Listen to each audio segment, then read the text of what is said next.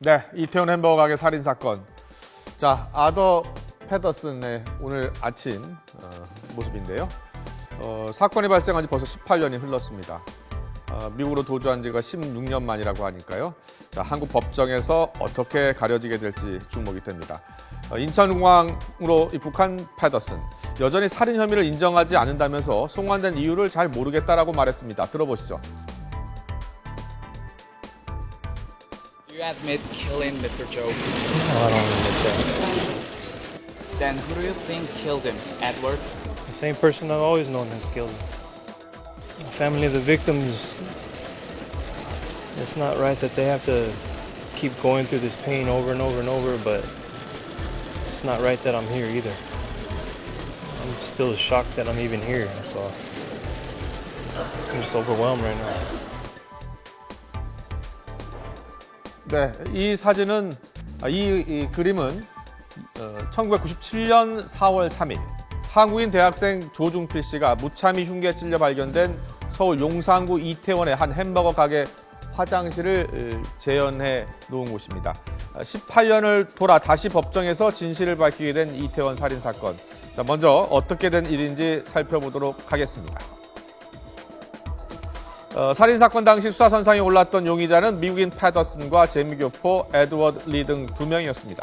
당시 검찰은 에드워드 리의 단독 범행으로 결론을 내리고 재판에 넘겼습니다. 하지만 다음해 9월 대법원이 에드워드 리에게 무죄 판결을 내리면서 이 사건은 미궁에 빠지게 됩니다. 뒤늦게 검찰은 패더슨을 사건의 진범으로 보고 재수사에 들어갔고 2011년 패더슨을 살인 혐의로 기소했습니다.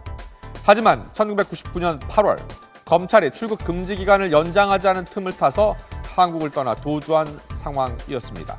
검찰의 기소 이후 미국 법원은 범죄인 인도를 허가했지만 패더슨이 이의를 제기하는 소송전을 벌이면서 송환은 지연됐습니다.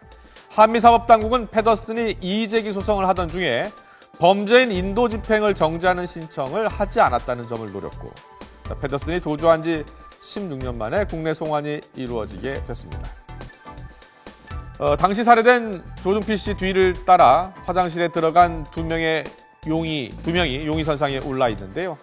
오늘 소환된 주한미군 군무원의 아들 패더슨과 그의 친구인 재미교포 에드워드 리 두 사람이었습니다. 둘은 그런데 서로를 이렇게 범인으로 지목을 했습니다.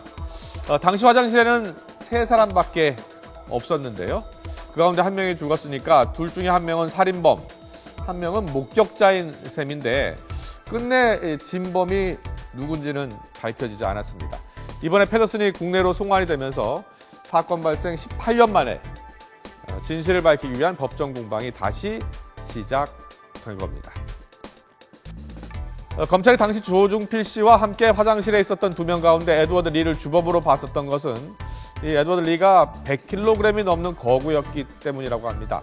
건장한 대학생이던 조 씨에게서 반항한 흔적이 없다는 점에서 범인은 조 씨를 제압할 정도로 덩치가 클 것으로 추정된다는 부검 소견을 따른 겁니다.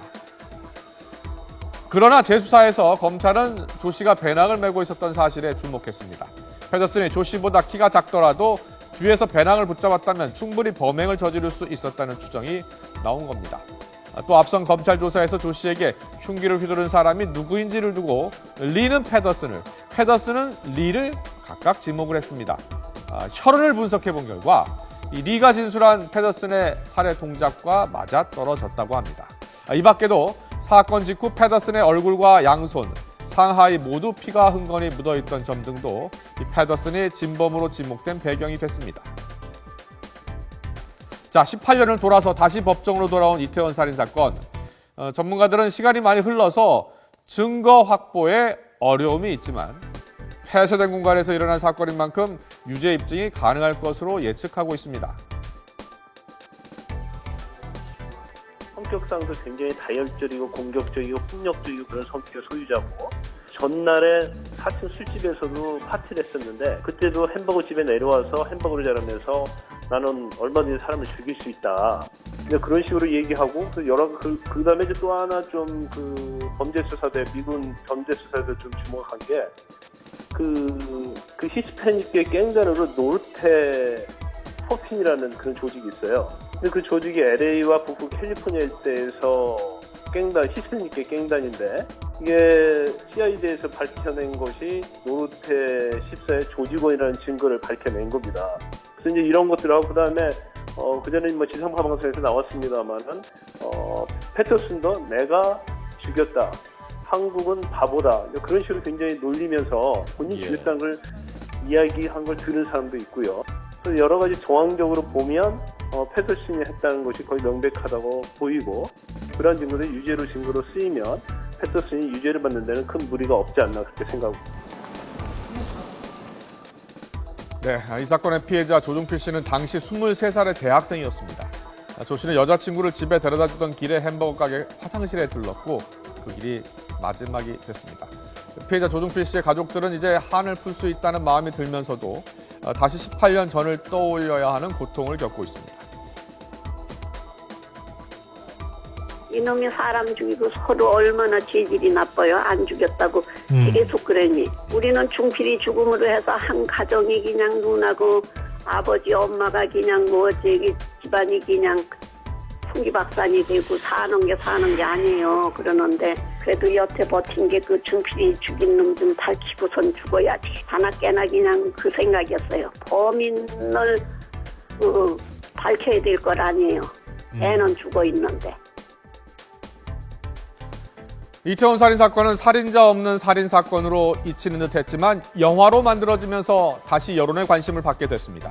빗발치는 재수사 요구에 검찰이 다시 수사에 착수했고 우여곡절 끝에 용의자 패더슨이 오늘 국내로 송환이 됐습니다. 패더슨은 이르면 다음 달 초에 다시 한국 법정에 서게 됩니다. 18년을 돌아왔습니다. 오랜 시간이 걸린 만큼 철저한 진실을 규명해서 합당한 처벌이 내려져야 할 겁니다.